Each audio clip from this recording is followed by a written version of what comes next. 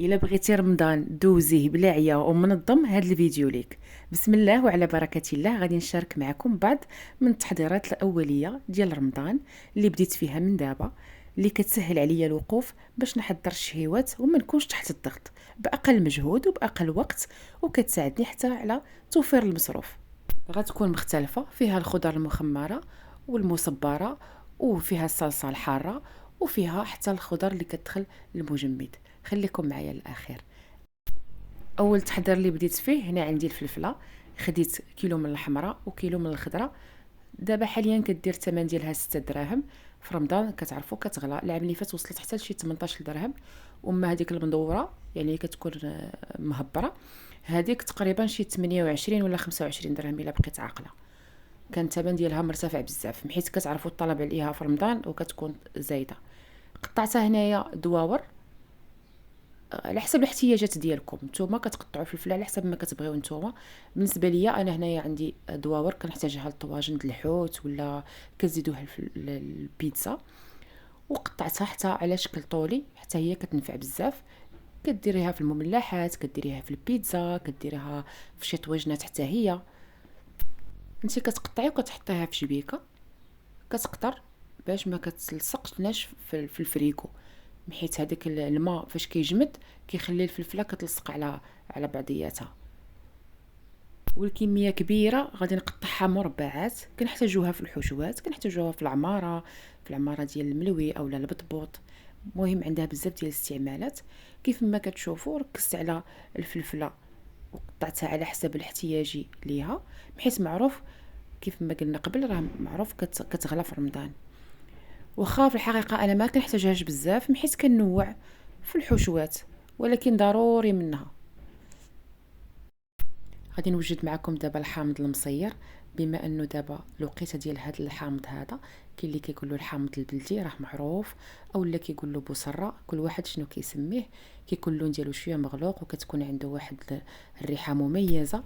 هذا الحامض هذا فاش كيتصير احسن من الحامض الاخر العادي. هذا البلدي هذا كيجي زوين بزاف، وإلا خليتوه حتى داز عليه العام كيرجع حايل وكيرجع اللون ديالو مغلوق بزاف. هو باش كنصوبوا الطنجيه كيجي واحد المذاق ديالها هائل.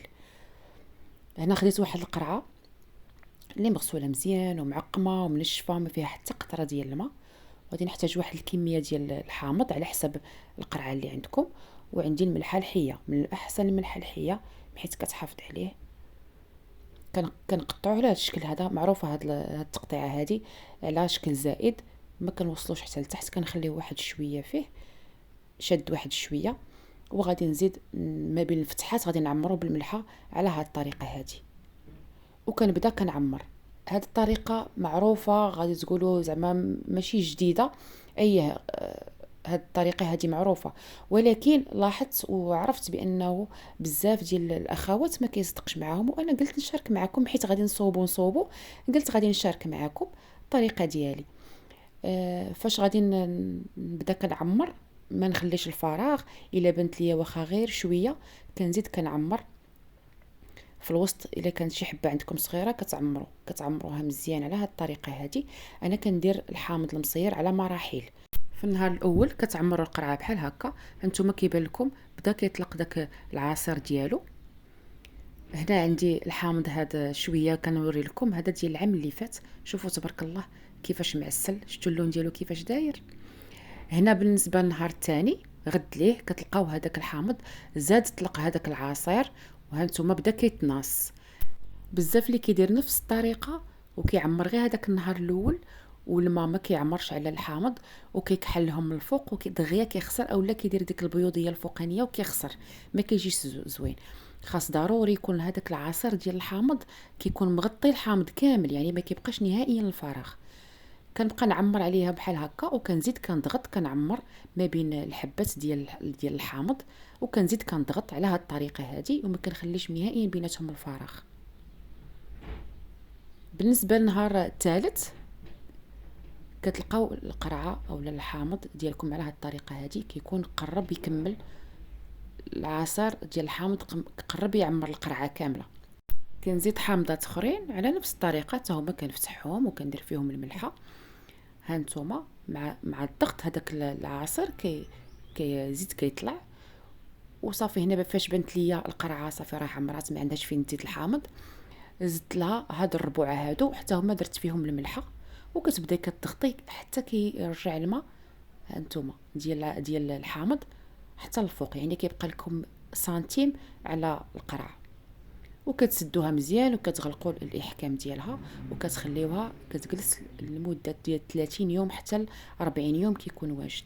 بالنسبه لهذا الحامض هذا وبهذه الطريقه هذه راه ناجحه 100%، جربتها مرارا وتكرارا، وهذه هي الطريقه ديالي المعتمده. غير بالنسبه للحامض خصو يكون مغسول مزيان بالخل والبيكربونات اولا الخل كافي، وكتغسلوها مزيان وكتاخذوا شي منديل يكون حرش وكتحكوا به ديك الحامضه باش ما كيبقاوش فيها ديك نقيطات كحليب، وصافي كتنشفوها مزيان وكتقطروها مزيان وكتمسحوها بشي منديل باش ما كتبقى فيها حتى شي قطره د الماء، حيت الماء كيخسر الحامض. هاد الطريقه ديالي هي المعتمده، والحامض كيجلس ليا المصير كيجلس ليا عام، عام ونص حتى كتكمل الكميه وما كيوقع له حتى شي حاجه. وشحال ما هو كيزيد كيطول شحال ما هو كيتعسل وكيزيد كيزيان.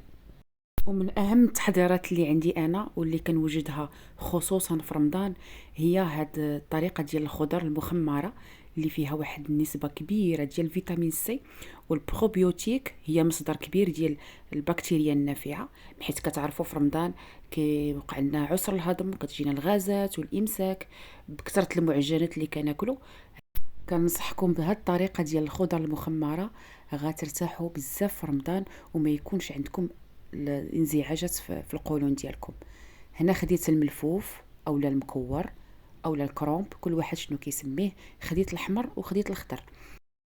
كنغسلوه مزيان وكنشفوه، ما كنخليوش فيه نهائيا الماء، بحيث كتعرفوا في الروبيني كيكون فيه واحد النسبه ديال الكلور، والا كانت بقات شي نقطه ديال الماء كتخسر هذاك المخمر. قطعته رقيق بزاف، شحال ما كان مقطع رقيق وكان صغير شحال ما كيكون مزيان وكيخرج هذاك الماء ديالو، وهذاك الماء هو اللي غادي نحتاجوه في التخمير. هانتوما كنقطعوا على هذه الطريقه هذه. وخديت انا واحد الميزان هنايا كنحتاجو باش كنعبر فيه الكميه اللي عندي. غادي نعبر هنا، غادي تعطيني تقريبا كيلو ونص ديال هذا الملفوف هذا. غادي نحتاج لها معلقه ونص ديال الملحه. علاش كناخذوا الميزان؟ حيت كل كيلو ديال المكور كنديروا فيه معلقه ديال الملحه. بالنسبه للملحه كنديروا اما الملحه الحيه اولا الملحه ديال الهيمالايا، هادو هما اللي كينجح فيهم هذا المخمر هذا. كنزيدوا هاد الملحه هادي، هنا زدت معلقه ونص، وكنبداو كنعركوها بيدينا باش كنخرجوا هذاك الماء كله اللي كيكون فيها.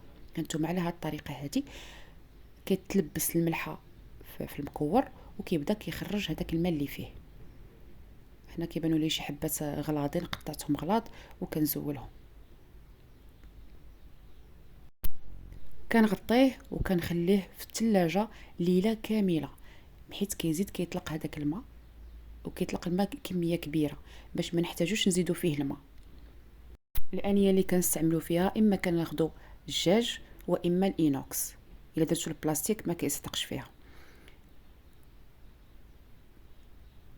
في اليوم الغد كنلقاه تبارك الله دار واحد النسبه كبيره ديال الماء، هانتوما غتبان لكم. وغادي نبدا نعمر في واحد القرعه اللي عقمتها مزيان وناشفه حتى هي ونقيه، وصافي كنبدا كنعمر على هذه الطريقه هذه وكنبدا كنضغط بيديا. الا عندكم نتوما شي معلقه ديال الخشب بحال الشكل ديال المهراز وتبقاو تضغطوا عليها بحال هذا الشكل هذا، انا ضغطت غير بيديا. فاش كنضغطوا على هذه الطريقه هذه كيبقى كيخرج الماء ديال المكور صافي، وكنبقى كنعمر الكميه. انا كنعمر وانا كنضغط، ها نتوما كيبان لكم الماء ديال المكور كيطلع الفوق. من بعد ما كملت الكميه كامله كنزيد حتى هذاك الماء اللي خرج من المكور على هذه الطريقه هذه. وخديت هنايا واحد زليفه صغيره زدت كنضغط بها باش كنزيد كنخرج هذاك الماء، وصافي غادي نخليها فيها بحيث حتى هي ديال الدجاج ونقيه ومعقمه. وغادي نغطي القريعه. هانتوما كيبان لكم هنايا واحد الفقاعات صغيره، هنايا بدايه ديال التخمير. وفاش كيبقى يتخمر كيزيدوا داك الفقاعات كيزيدوا كيكثروا.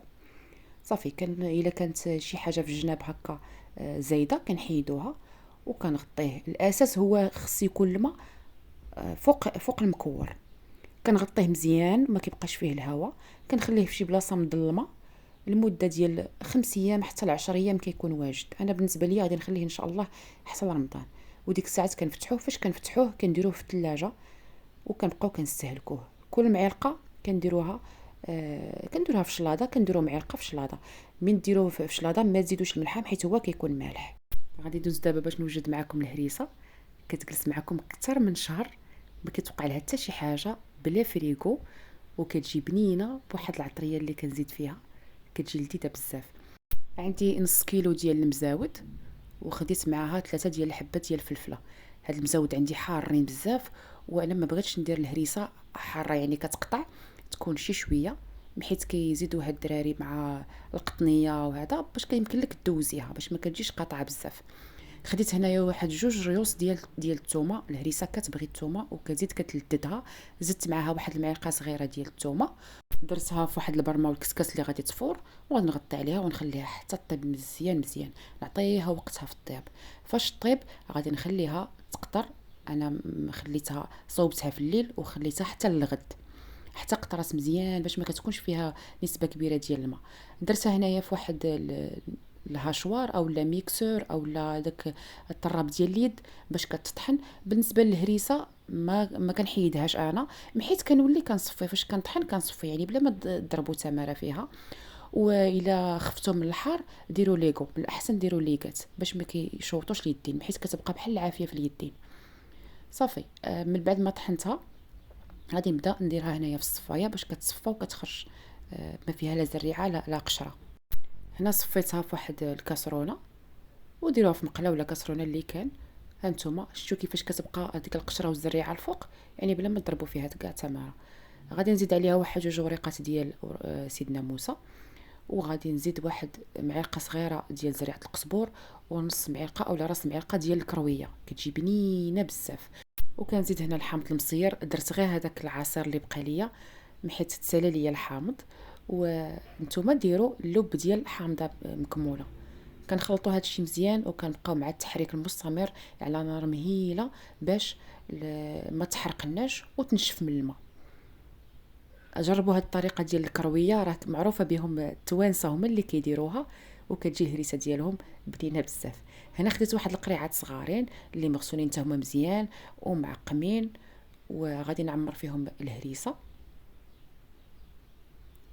الا بغيتوا تحتفظوا على اي حاجه مده طويله عقموا لها القرعه ديالها وديروها في الشاش، كتبقى مده طويله وما كيوقع لها حتى شي حاجه، ما كتخسرش. هنا الهريسه زدتها للقراعي وهي سخونه بلا ما تخليوها تبرد، وكتعمروها حتى للفوق ديال القرعه باش ما يبقاش فيها الفراغات. الا بان لكم شي زوائد ولا شي حاجه في الجناب كتنظفوها وكتمسحوها مزيان، وكتزيدوا عليها واحد المعلقه ديال الزيت البلديه، وكتسدوا القرعه ديالكم وكتقلبوا القرعه وكتخليوها حتى كتبرد القرعه تماما. وديك الساعات كتدخلوها في الثلاجه، كتجلس لكم مده طويله، ما كدير لا بيوضيه من الفوق، ما كيوقع لها حتى شي حاجه، ما كتخسر ما كتحماض. وهذه هي التحضيرات اللي وجدتكم معكم هذا النهار. زدت هنايا القريعات درت لهم تيكيتات، درت كل وحده والسميه ديالها وكل وحده والتاريخ فوقاش حطيتها باش هكا نعرف. وهانتوما حطيتهم على الطريقه هذه في هاد لي زيبلوك باش ان شاء الله ندخلهم المجمد. هنا درت الحامض حتى هو دوائر، الجلبانه، الفول. الهدف ديالي في هاد التحضيرات ماشي باش نوجد كلشي دقه واحده، غير بشويه بشويه وكل نهار حاجه وعلى حسب الاستطاعه ديال كل واحد. وبهذا الشكل رمضان ما كنهزولوش الهم، وباش نربحوا الوقت ونوجدوا الماكله ديالنا في راحه ونكونوا منظمين. الى عجبكم هذا النوع ديال التحضيرات قولوها لي في التعاليق، وحتى نتوما شاركوني الافكار ديالكم باش نستافدوا من بعضياتنا. واللي غادي نقول لكم رمضان كريم، دخل علينا ان شاء الله وعليكم بالصحه والهنا يا رب امين، وخليتكم في امان الله.